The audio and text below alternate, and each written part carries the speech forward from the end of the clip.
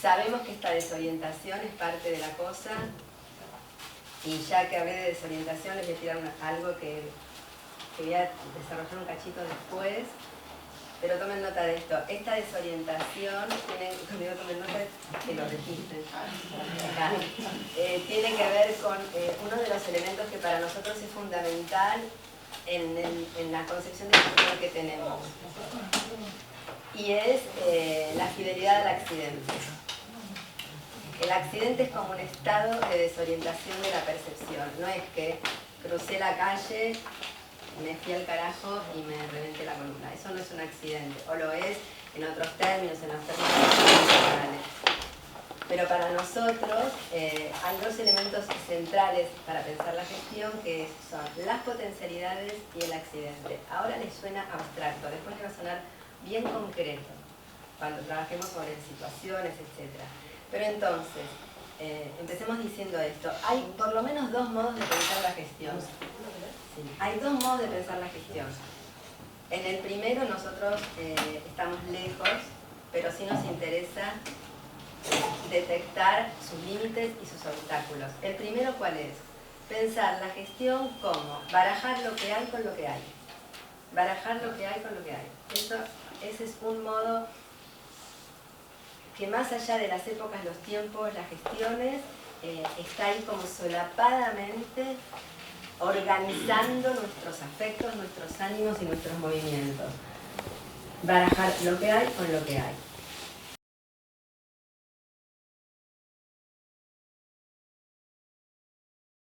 Voy a decirles las distintas cosas que yo fui anotando, y mis compañeros me van a ayudar.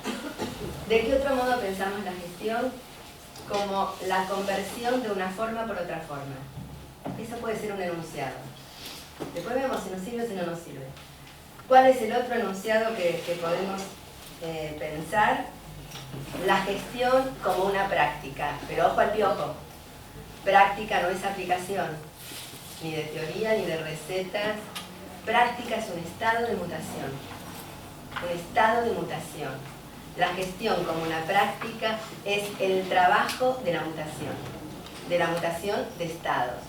En la receptividad, ¿qué es en la receptividad? Es en el modo de recibir las cosas. Es de pronto me encuentro con que algo que ocurre siempre lo estoy recibiendo de una manera distinta.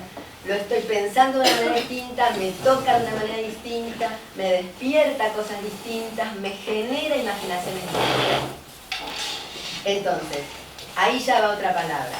Dijimos que podría ser una práctica, pero entendiendo la práctica no como aplicación, sino como un estado de mutación. Entonces, ¿cómo hacer para decir algo que al tiempo que suscite también esté provocando alguna cosa? Agamben, que necesitaba algo, dice que lo interesante es, en todo caso, decir el estado, no comunicar, sino hacer funcionar el estado de comunicabilidad. ¿Qué quiere decir eso? No comunicar algo para que me entiendas la palabra y la reproduzcas, sino poner en acto la potencia de variación. Cuando hablamos, que ahí se suscite la potencia de variación, la posibilidad de hacer algo con las cosas que no sea su mera reproducción. Hay algo muy interesante que dice Simondon y que a mí me interesaría también ver acá, que es que él no habla de la gestión, pero digo, leyendo a Simondon, que fue un filósofo francés, que es pensar más que el objeto en sí, la escuela es, lo que tenemos que hacer es tal o cual cosa, meternos en las operaciones, es decir, meternos en un funcionamiento, más que pensar un funcionamiento. La escuela es una institución que funciona con docentes que le dan clase a los alumnos a partir de precisar ciertas finalidades y disponer de ciertos medios para cumplir con esas finalidades, más o menos. No, él diría, nunca las cosas son algo cerrado. Nunca es, sino que deviene. Por lo tanto, no se trata de describir un funcionamiento que me es ajeno o en el que yo estoy, pero simplemente con atributos que me dan, sino meterme en un funcionamiento, meternos en un funcionamiento. ¿Qué quiere decir esto? Meterse en un funcionamiento es pensar cómo hacer que algo se relacione con algo para que dé alguna cosa singular. No, cómo hacer para que el docente se relacione con el alumno para que dé una buena evaluación. Eso sería una relación interpersonal. Un docente ya acabado con un alumno ya pensado para que dé algo ya diseñado. Eso es una forma de relación. Simondon diría interpersonal. Una cosa cerrada con otra cosa cerrada para desencadenar una cosa cerrada. Acá la relación es parte de una proximidad, las cosas están juntas, cómo hacer para engranarlas de modo de que desencadenen una forma singular. Una forma singular es algo que no está determinado previamente. Entonces, piensen solo esto. En el primer caso, el funcionamiento me viene dado a partir de la relación de cosas cerradas que tienen atributos marcados. Soy docente, ya sé de qué se trata, soy alumno, ya sé de qué se trata. Independientemente de que haya fisuras respecto de esto, porque en la práctica las cosas, acá sí digo, en el hecho cotidiano, se van moviendo con otros planos. Estoy hablando de los puntos de vista en relación a la gestión que están inoculados en nuestro cuerpo también. En el segundo caso, la relación tiene que ver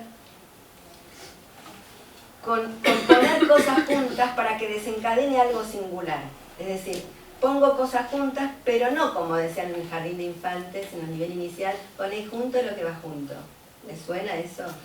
Acá no es poner junto lo que va junto según un criterio racional previo. O sea, las vacas las voy a poner con las ovejas porque son animales. O sea, no es la clasificación, partir de una representación lo que me hace juntar las cosas. ¿Qué me hace juntar las cosas? La potencia. Vieron que les decía que hay dos elementos fundamentales en este punto de vista, que es las potencias y el accidente. Les doy un ejemplo chiquito. Terminamos con este mapa y nos metemos a desmenuzar el primero, que es el que Albarte nos toma muy vivencialmente. O sea, poner en relación cosas por sus fuerzas y no por sus atributos, animales con animales, fruta con frutas, colores con colores. Por lo tanto, tal vez pueda poner colores con animales, qué sé yo, si es que tiene una fuerza esa relación que permite desencadenar algo que le da a la existencia un plus. O sea, no a la inercia, a la supervivencia, como decía Eli, sino un plus. Un plus que tiene que ver con un poder sobre las cosas en las que estamos. En esta escuela, es una escuela de adultos, pero que tiene pibes, más grandes, mayores, gente que no ha podido por distintas razones, generalmente razones de expulsión, transitar por la escuela común. Y tampoco voy a decir común, porque acá arman un común. La escuela estatal tiene la premisa de un común, pero tal vez no hay nada en común. Bueno, acá un chiquito, la madre llevan a los pibes para poder estudiar, alguien los cuida durante la noche. De pronto un pibe empieza a detonarse, a enloquecerse y nadie lo puede frenar. La gente que está destinada a su cuidado no lo puede frenar. Su madre no lo puede frenar y en un momento pensaron en derivarlo a la salita porque suponían que les iba a dar recursos para entender por qué este pendejo detonaba, pero en ese momento concreto había que hacer algo con el pibe, no se podía esperar al otro día y a toda la lógica burocrática porque el pibe estaba reventando todo. En un momento viene uno de los alumnos, que es un chico del barrio grandote, lo agarra, lo levanta así, y de 9 años, y el pibe empieza a relajar.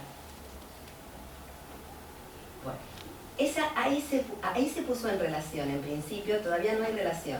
La relación es una construcción que tiene que tener consecuencias para nosotros en las prácticas que vayan desplegándose. Ahí hubo como un azar, un accidente. ¿Por qué accidente? Porque algo de nuestra percepción se desvió para otro win. Lo que siempre pensábamos, un alumno o un niño puede ser controlado por un adulto, no sucedió. A este niño lo pudo manejar, no digo un par porque tenía unos años mayor, pero alguien que no tiene función sobre él. No es un padre, ni su madre, ni el docente, ni nadie que tutela a ese pendejo, ni un médico, ni un psicólogo, ni un psicopedagogo. Seguimos con la lista. Por lo tanto, juntamos en principio cosas que en principio en nuestra representación no van juntas. ¿Me siguen? ¿Qué sería pensar la gestión desde este accidente? Pensar la gestión desde... porque en sí mismo lo calmó, después se fue, nos olvidamos, seguimos con lo de siempre. Consecuencia, no hubo estado de mutación, no hubo práctica todavía, si solamente lo ponemos como una buena ocurrencia. Para que esto sea una práctica, lo que hay que pensar ¿es posible imaginar la gestión de la escuela, es decir, las decisiones cotidianas y el pensamiento cotidiano con fuerzas que no tienen una función predeterminada, pero que tienen una eficacia en la producción de situaciones, o como decíamos antes, de formas singulares? Sí. En el instituto donde trabajo, que es un instituto de formación docente, el miércoles había un TAIN, que son talleres, talleres interdisciplinarios, que así lo llamamos en el instituto, y se presenta una situación de violencia de género a una estudiante. Viene su marido, que no es estudiante del instituto, la agrede delante de todos los profesores, los demás estudiantes, porque se integran no solo disciplinas, sino carreras. Hay muchas carreras en el instituto, y el señor viene de afuera, la agrede, y el instituto está muy vacío digamos, de acuerdos de convivencia, de protocolos para el tratamiento de situaciones conflictivas. O sea, lo único que hay es lo que viene de provincia, que es absolutamente elemental. Entonces, en ese momento, espontáneamente, se crea una red de contención entre los estudiantes y profesores que estaban ahí. Bueno. Fíjate que yo te decía, tu relato está más próximo de esta segunda perspectiva.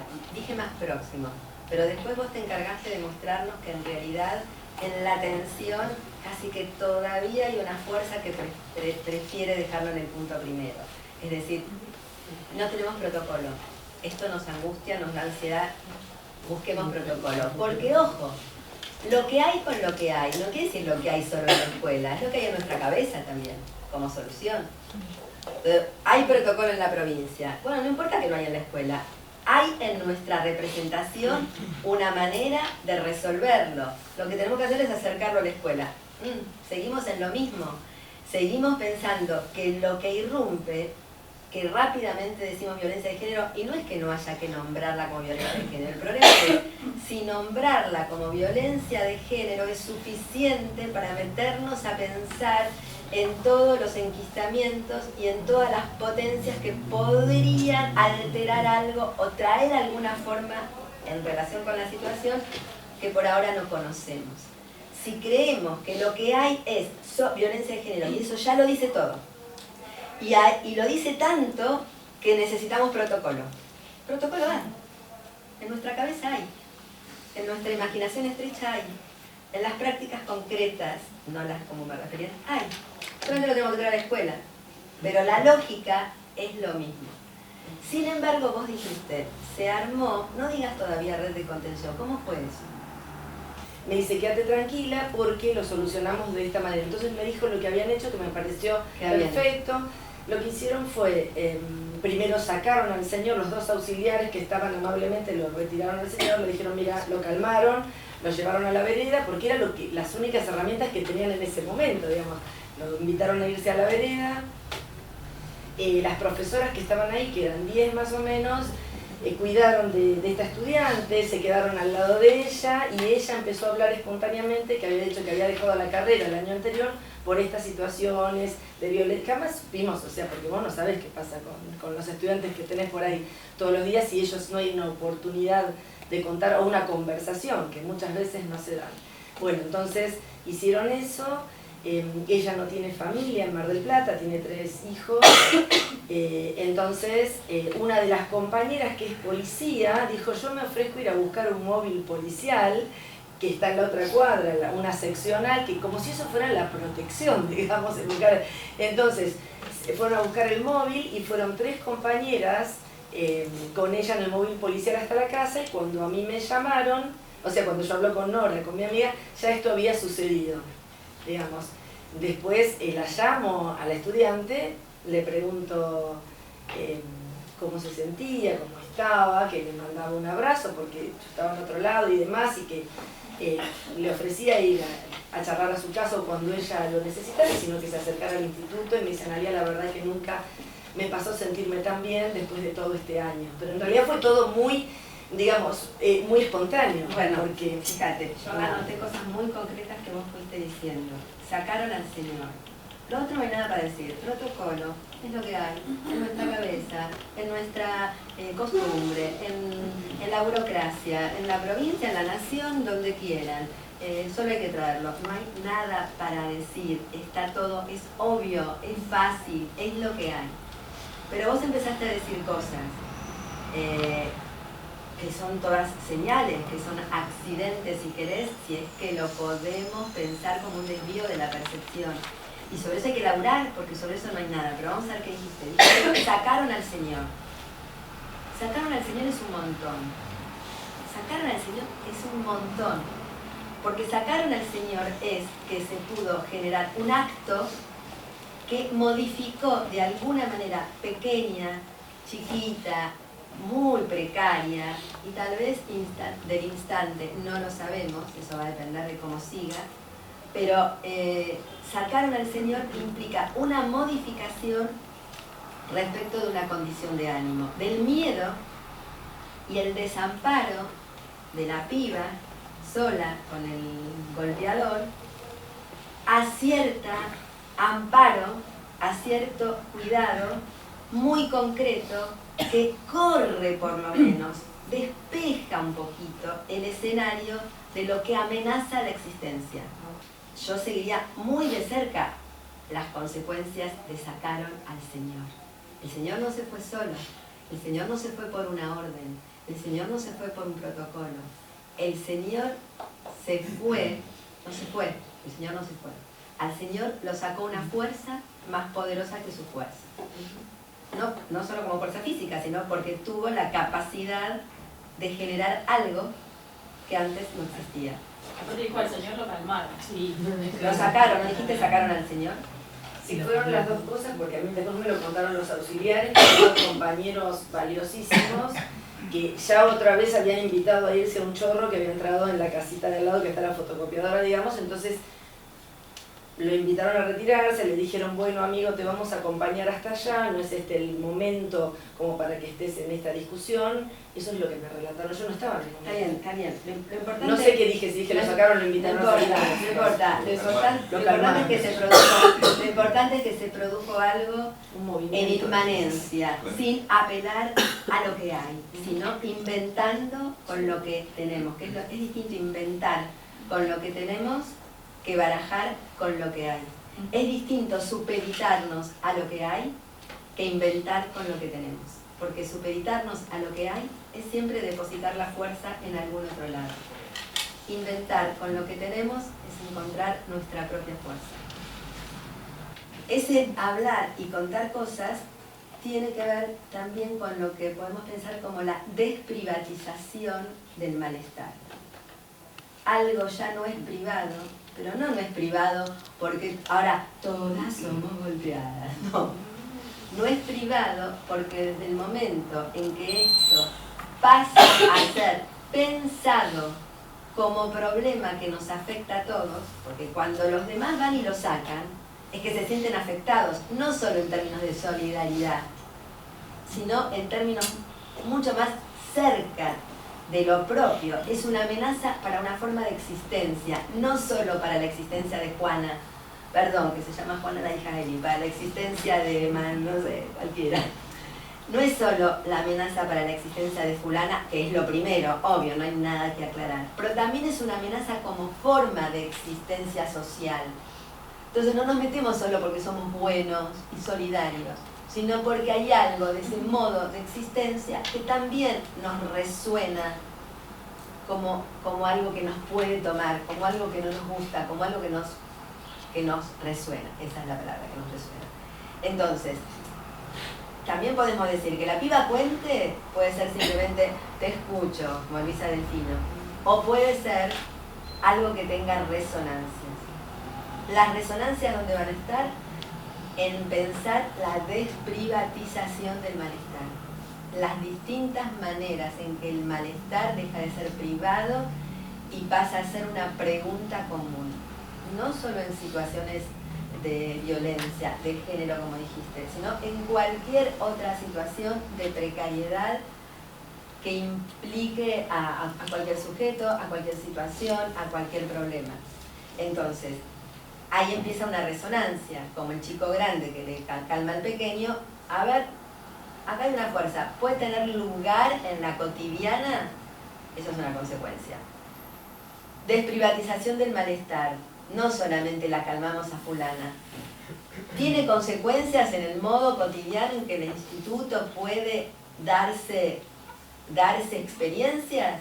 Esas son consecuencias. Eso es gestión también. Sí, aparte de que siempre surgen situaciones nuevas, o sea, siempre hay situaciones que nos sorprenden día a día. O sea... Ahora tienen otros ejemplos, pero solamente una cosa que ella tiró me parece interesante. Vos dijiste, el problema es que viene la supervisora y te dice que protocolo aplicaron. Ahí está buenísimo porque justamente ese no es el problema. Eso es una interferencia que muy hábilmente o cínicamente, porque es conveniente, diría así para que no suene mal, que hay que encontrar la forma conveniente de quitarnos de encima lo que nos desvía de un pensamiento que es acción. Entonces, el problema es cómo hacer que el cuidado que se generó, que sacamos al Señor y todo eso, tenga resonancias en nuevos territorios que hagan a la atmósfera de la gestión de la escuela. Ese es el problema. El problema no es lo otro es un quilombito que nos tenemos que sacar de encima, es la piedra en el zapato. Pero el problema es lo que es lo ignorado. El problema es la pregunta nueva, el problema es las consecuencias sobre las que podemos trabajar y tenemos que chequear, pero no sabemos demasiado bien cómo, en qué territorios, pero ese es el problema. La propagación sí está ligada al problema. Lo otro está ligado simplemente a aplicar lo que hay para lo que hay. ¿Sí? Hay protocolos, lo aplico, hay normas, lo aplico, hay sanciones, lo aplico, hay derivaciones, lo aplico. La propagación nunca sabemos qué nuevos territorios va a tomar, nunca sabemos qué formas concretas va a tomar, hay que experimentarlo, hay que probarlo, hay que chequear, si fracasamos no fracasamos. Y acá hay algo interesante que dice Nietzsche respecto de esto y que hay que tener mucho cuidado. No creamos que porque estamos liberados o porque deseamos liberarnos de moralidades, llámese protocolo. Protocolo es una buena forma de pensar la moralidad, algo bien externo a lo que sentimos, a lo que nos pasa, a lo concreto. No creamos que porque decidamos liberarnos de ciertas moralidades, cualquier cosa puede pasar y estamos libres de la responsabilidad. Liberarse de la moralidad no es liberarse de la responsabilidad, pero la responsabilidad no tiene protocolo. Simplemente se dirime en lo que Agamben llama el gesto. ¿Y qué es el gesto? Estar muy atentos a las resonancias de lo que vamos haciendo con lo que nos va pasando. Y la politización ahí sería también, o sea, poner en cuestión eso que está. O sea, ese sería como el trabajo inverso de esto. O sea, me quedé pensando en esto del 1 a 1 sería, porque el 1 a 1, o sea, puede permitir el inicio sería, ¿no? Y poner en cuestión, como en este caso vos lo estás haciendo, la compañera también, y poner en cuestión esa lógica que no agobia sería. Pero bueno, para eso... Es el inicio si en la escucha no solamente escucho lo que le pasa a Juan o a Pedro, sino que en lo que le pasa a Juan y a Pedro escucho un modo de existencia escolar, digamos, en el que estamos todos, por más que no todos suframos la cuestión de la inasistencia o ese síntoma, sino que se exprese. Unos faltan, los otros se toman el ribotril en la mitad de la clase y después agarran la petaquita y se toman un poco de whisky, otros se ponen los auriculares, ¿qué sucede? ¿Cómo? Y el celular. Y agarrar el celular, claro, tal cual. O sea, los modos en que se tramita eso no es simplemente faltar, pueden ser muchos. Si yo escucho, bueno, a ver, ahora voy a ver qué le pasa a fulano que está con el celular todo el tiempo. Ahora voy a ver qué le pasa a sultano que falta todo el tiempo. Y creo que la cosa es desagregar los quilombos y a cada uno darle un golpecito en la espalda, una ayuda o bajarle la sanción, es agotador para cualquiera. Si yo veo que todas esas manifestaciones hablan de un modo de existencia docente en la escuela, fíjense que estás trayendo algo interesante. Ya hablamos menos de los alumnos y más también de los docentes, como que hay una especie de... Ya acá se derribaron las fronteras, en el sentido de que todos padecemos una vulnerabilidad muy compartida, aunque las manifestaciones sean muy diferentes. Tal vez los pibes están más fuertes incluso. Sí, y pienso que también eso pasa también en distintas personas, en distintas situaciones, puede ser un recurso, pueden capturarlo, ¿no? No es que ahora los auxiliares son los dioses de las escuelas, digo, son gente que por su disponibilidad generalmente cumplen un rol fuera de lugar, bastante estratégico en muchas de las situaciones, porque digo, nosotros que por ahí leemos muchos casos, generalmente o sintomáticamente el auxiliar hoy, que es un rol que está muy fuera de lugar, tiene una disponibilidad que el rol o el docente no tiene. Ahora, no es que es siempre así, ni es en todas las situaciones así. Digo, uno puede ser recurso y puede ser bloqueo en otra situación, ¿no? Digamos, todos somos múltiples también en ese recurso. No es que ahora soy copado y soy copado en todo, no, a veces soy bastante aparato en algunas situaciones, digo, qué sé yo, y a veces no sé.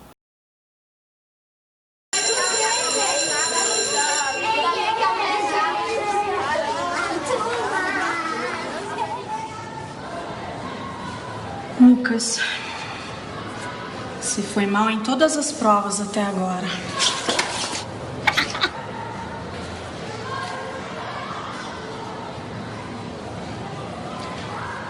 Você tem que ler mais. Ler de tudo que aparecer. Tem que treinar, viu? Não vos conformeis com esse mundo.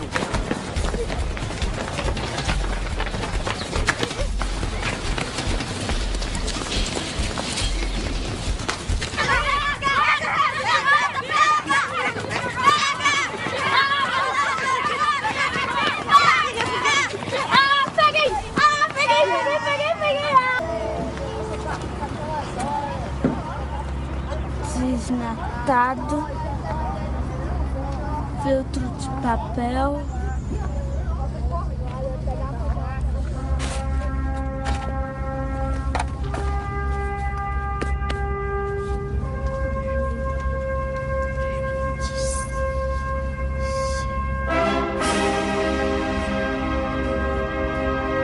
Mas esse bando de letra só fala Nietzsche? É, meu filho. É porque esse cara é do Nordeste. Oxi, nunca vi ninguém do Nordeste com nome assim. Não é o Nordeste do Brasil, não. É o Nordeste da Europa. É da Alemanha. Da Alemanha? É. Da seleção de futebol? Isso mesmo, filho. Esse livro fala de futebol? Fala, mas só fala na última página. É, mas você não vai ler agora não, a última página não. Você vai começar do início, pra você poder entender o livro direitinho, tá bom? Tá jóia. Vai. Olha, esse livro é bom, mas é difícil feito cão, entendeu? Mas você não pode desistir, tá? Não desiste. E se você não entender as palavras, você sai feito um doido pelo mundo perguntando pra todo mundo, tá? Pra toda a gente, tá bom? Tá. Tchau. Obrigado. Nada. Será possível que este santo, esse separado do mundo, ainda não ouviu falar que Deus está morto? Deus está morto? Mãe, Deus está morto? Senhor meu Deus, Deus de poder, liberta, Pai. Liberta a mente dessa criança de toda escuridão, de todo mundanismo. Nunca mais quero você perto desse monte, viu? Entendeu? Meu hálito livre sopra através das paredes, penetrando nas prisões e nos espíritos presos. E o grande meio-dia será quando o homem estiver no meio do caminho, entre o animal e o super-homem, porque será o caminho para uma nova manhã, o caminho para o super-homem. Parabéns, Lucas, parabéns mesmo. Suas notas melhoraram em todas as avaliações. Avaliar é criar, professora. Sem avaliação, a existência seria oca. É, seria. Pois é, ele ficou doido. Sim, mas as notas deles melhoraram em tudo, hein? É, mas olha pra ele. Eu quero falar de superação, ser super-homem. Vocês querem voltar a ser animais ou vocês querem ficar acima do homem? Ser super-homem! Super-homem! Super-homem! Super-homem!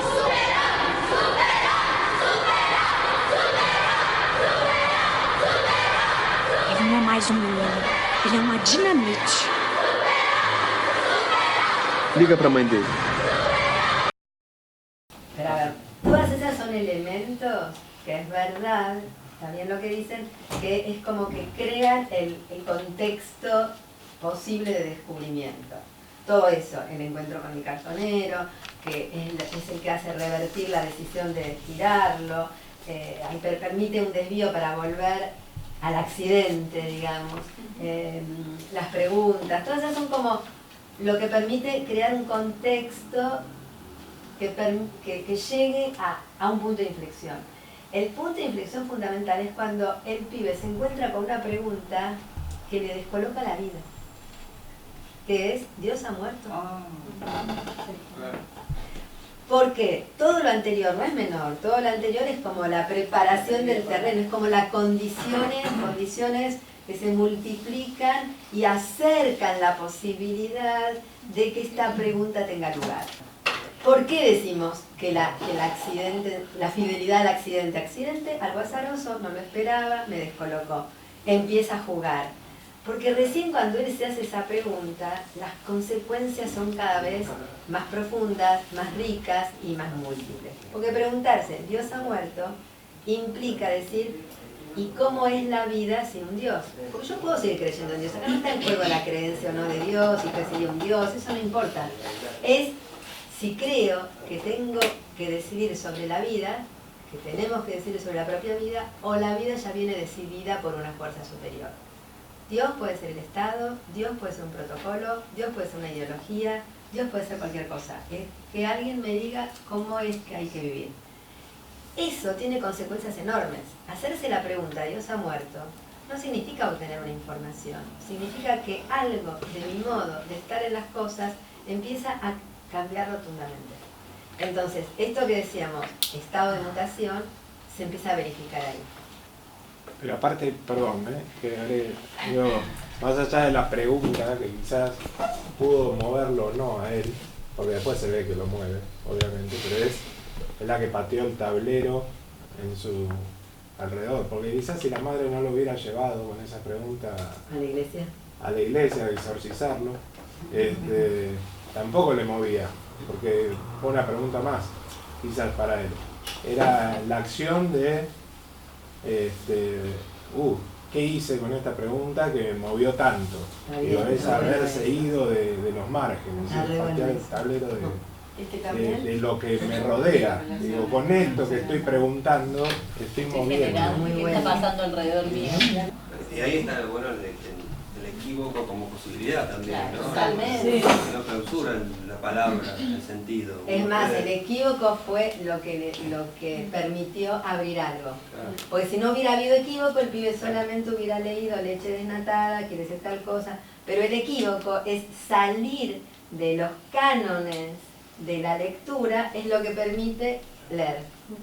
Entonces no es que se trate de agarrarnos de la palabra accidente, es más, podemos no usarla nunca más.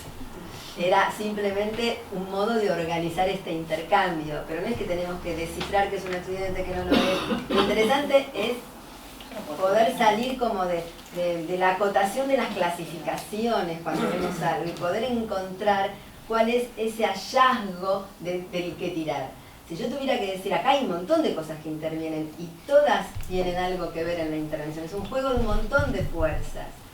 Pero hay algo de lo que tirar. Y de lo que tirar, desde mi punto de vista, es sobre la pregunta de Kressler, que es una pregunta política, porque no es solamente la que se hace Lucas. Lucas se hace una pregunta que pone en cuestión un sentido común. Se hace una pregunta que pone en cuestión un modo de existencia y abre a otro modo de existencia. Politizar es eso. Es problematizar un modo de existencia y crear condiciones para generar algún otro. Y eso no le pertenece solamente a la privatización de un niño ni de un adulto. Eso hace a un modo de relación. Por eso me parece que la pregunta que encarnada en Lucas es interesante que la leamos en sus resonancias. Porque si la leemos solo encarnada en Lucas, nos vamos de acá. ¿Y qué hacemos con eso? ¿Tratamos de encontrar otros Lucas? ¿O de imitar lo que pasó acá? No tiene sentido. Entonces, si en cambio resuena en nosotros, qué sé yo qué se nos va a ocurrir. Más allá de un texto, más allá, o no más allá de un texto.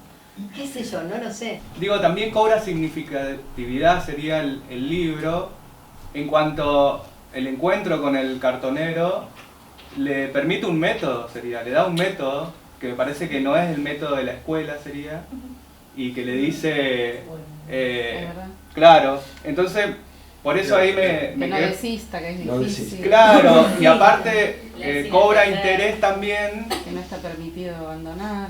Claro, y con relación al fútbol, o sea, ahí digo de la capacidad y creo que está encarnado en el cartonero, justamente de, por ahí vuelvo otra vez al problema que vos tuviste, y con esos agentes que, o sea, también están en el campo, que muchas veces nosotros no logramos reconocer y que son importantes, que podamos reconocerlo para poder justamente...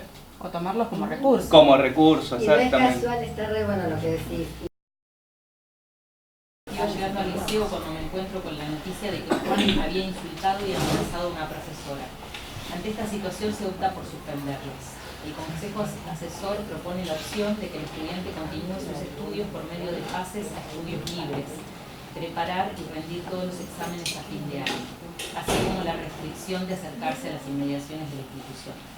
Mientras bajo las escaleras me cruzo con Juan. Hasta el momento él ignoraba lo dispuesto por dirección, asistía a clases como un día común. Me incomoda la situación, busco una forma de informarle de la decisión, se ofusca, no la acepta, putea. Si me expulsan, dejo de estudiar. Trato de calmarlo, pasa del enojo al llanto. El liceo es el único lugar en el que quiero estar. Acá estoy tranquilo, lejos de mis problemas. Juan sale corriendo del colegio. Me enoja la postura de la dirección. Tomo mis cosas y salgo a buscarlo. Lo veo en la esquina, sentado en el suelo, llorando. Trato de tranquilizarlo. Le digo que hablaría con los directivos para evaluar otras posibilidades. Juan acepta y se lo cita a conversar con la directora. Acordamos la posibilidad de realizar la segunda prueba parcial y asistir a las clases. Informamos la decisión a los profesores. Ellos no aceptan que Juan concurra a las aulas. Mientras tanto, Juan asistía a las instancias tutoriales que coordino, en las que se trabaja con el material de cada materia. No obstante, él insiste que necesita estar con sus compañeros. Hace más de una semana que no asiste a las tutorías. Y acá la cuestión, como para pensar, porque muchas veces surge de que se liga mucho gestión con la dirección de la escuela. Y gestión, todos los que estamos en instituciones gestionamos. Y acá estaría bueno como pregunta, cuando dice el pibe, el liceo es un lugar en el que quiero estar, acá estoy tranquilo, lejos de mis problemas. Bueno, acá hay una gestión de los pibes también con respecto a gestionarse un lugar como para poder darse tranquilidad. Estaría bueno preguntarse, bueno, qué es esa tranquilidad, de qué vínculos está hecha, de qué otros lugares va de alguna manera escapando, ¿sí? Como, no sé, un día de tormenta terrible, alguien va corriendo y encuentra, no sé, un techito, se queda ahí un rato, después tiene que seguir, sigue caminando, sigue corriendo, pero en un momento determinado, bueno, quedó protegido. Y acá la escuela funciona como una especie de paraguas. La docente con la que tuvo el inconveniente, esta circunstancia, puede ser que, bueno, que ella piensa, ¿no? Como alumno. Claro, y ahí hubo una crisis porque no tenía que ver lo que cada uno estaba buscando en el otro y bueno, ahí está. Y la tutora también lo quiere tener como, porque eso también a veces por ahí uno tiende a, bueno, yo te salvo de los buenos. Cosa imposible, digamos, pero está bueno esa cuerda de, para mí, de lo colectivo, de decir, no, yo puedo intentar instancias en donde vos te puedas volver a sumar a tus compañeros acá de alguna manera, no sé, empezar a inventar eso, porque ella sola con él, en el cara a cara, a él no le interesa, digamos, ese espacio. Tal cual. Nosotros en el protocolo, no protocolo del envión, tenemos exactamente lo contrario. No se puede echar a ningún pibe, digamos. Y cuando los profes empiezan a trabajar, como que eso lo contamos también. Mirá, nosotros acá nunca les vamos a echar. Se vienen y se fuman un porro en la sede, te putean, no sé qué. Vamos a tener que buscar estrategias colectivas entre nosotros, los pibes, y de alguna manera para... Eso, al revés, ¿no? Y eso igual no sé. Eso es una condición. Es una condición de aguantársela también. No, pues una condición que implica un grado de invención importante. Claro, y de sí, exigencia de pensamiento, bueno, si no... Para poder seguir pensando, ¿no? Yo pensaba en eso que decías vos como de la temporalidad, ¿no? Todo lo que tuvo que pasar para que en este caso el chico pueda trabajar en equipo. No importa, no nos quedemos en el caso. ¿No? Como todo el tiempo también están en disputa esas temporalidades. La urgencia, ¿no? Se nos pide ya resolver tal o cual cosa, y por otro lado, pensar o preguntarnos o tratar de construir problemas a partir de lo que pasa, ¿qué otra temporalidad nos lleva? Tal vez no es la de la urgencia que me pide la escuela, o de la nota que hay que entregar, o del acta que hay que completar. Eso es como en otro plano. Como decíamos hace un rato, ¿no? Muchas veces esos dos planos están en tensión. Porque mientras vos tenés el pibe que quiere estar en la escuela de otra manera, tenés el consejo escolar pidiéndote que se accione de determinada manera y el pibe se va. Yo me parece que está bueno también poder pensar como toda esa complejidad. Y no todos los pensamientos que nos van a surgir de esas preguntas, me parece, las vamos a poder aplicar al caso que la situación que nos lleva a pensarlas. Sí.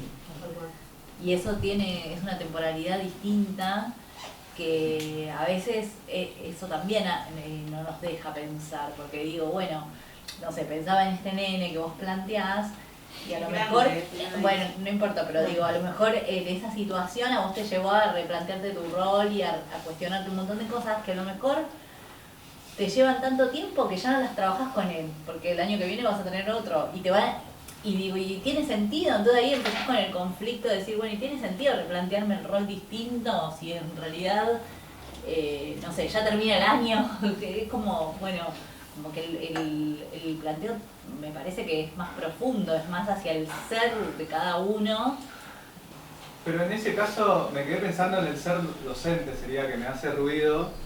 Claro, porque no lo enseñan eso, sería en la formación, o sea, a ver, no hay una práctica por ahí de esto, de lo que decía la compañera, de decir, bueno, es un acontecimiento nuevo, sería, o es algo diferente, particular, que debo resolver, o no resolver, sería, debemos poder darle curso para que se pueda, como hizo la compañera, que por ejemplo este chico no fracase, sería, ¿no? Como, bueno, entonces, no sé. No, sí, pero digo, pero que pudo trabajar en grupo. Sí, o sea, no lo expulsé. Mi objetivo era no expulsar. Claro, retenerlo sería. Que una función primordial sería de la institución escolar, sería. Entonces digo, ese ser docente o esos principios o esos números que nos van diciendo a nosotros cómo ser sería, o cómo resolver sería, porque en definitiva resolver. O sea, yo hice el profesorado, sería en Chaco, y todo el tiempo está esto de... a mí no me permitían no saber algo, sería. Más allá de que yo sé que ese algo, o sea, no lo sé. Cuando me encontré con la práctica real, me di cuenta que un montón de esas cosas, de ese alumno ideal, de esa escuela ideal, o sea, me desbordaba, sería. Y ponía en juego otros criterios, sería, que tienen que ver un poco con eso que no está institucionalizado. Entonces digo, me quedo pensando en el ser docente que muchas veces nosotros caemos, o caigo mejor dicho, en esos protocolos justamente porque no me permito, o sea, pensar de que no, o que esa situación yo no la puedo resolver. Pero yo no, o sea, a mí... No la puedes resolver como docente. Claro, como con todos los atributos y las... Claro, pero arriba, o sea, mis superiores me están pidiendo que lo resuelva... Pero ¿y si ser docente no fuese algo consolidado, ni galvanizado, ni cristalizado? Y si traemos, si ser docente es un devenir docente, en relación con las cosas que pasan? El punto es cuando el Nos ser corremos esa docente pregunta. es un obstáculo, como decíamos antes. El punto es cuando el finalismo de la escuela o el ser docente como identidad fija es un obstáculo para relacionar, para crear, para que surjan situaciones, para que pasen cosas. De Fabio Moravito, que es un escritor mexicano. No sé si es mexicano, vive en México, creo que no es mexicano de origen. Bueno, la leo así rápido. Dice, en el pasillo, mientras leo, se abre y cierra una puerta. Se abre y se cierra. Y yo espero que se apague su agonía. Dicen que cuando el aire abre y cierra una puerta, alguien muy cerca está en peligro. Hay que prestar oído, cerrar el libro que leíamos y unirnos a ese rezo. No levantarnos a cerrar la puerta, sino quedarnos quietos, oír, hasta sacarle alguna música al crujido. Me parece que es muy interesante, porque lo que estuvimos tratando nosotros es sacarle alguna música al crujido. O sea, lo que hay es crujido. Desde el primer punto de vista de la gestión, no hay una sensibilidad para extraerle música al crujido, simplemente para que el crujido no cruja más. Voy y cierro la puerta, que es lo que dice Moravito que no hay que hacer. Me parece que detenerse en eso, ¿no? O sea, ¿qué implica sacarle música al crujido? Es todo un mundo lo que sea, un mundo de operaciones, un mundo de registros, es todo un mundo. Pero lo que sabemos es que no sabemos qué música vamos a escuchar, por lo tanto, en el gesto de pensar los modos no tenemos idea de lo que vamos a obtener, porque la música, qué sé yo cuál es, lo que sí vamos a obtener es música.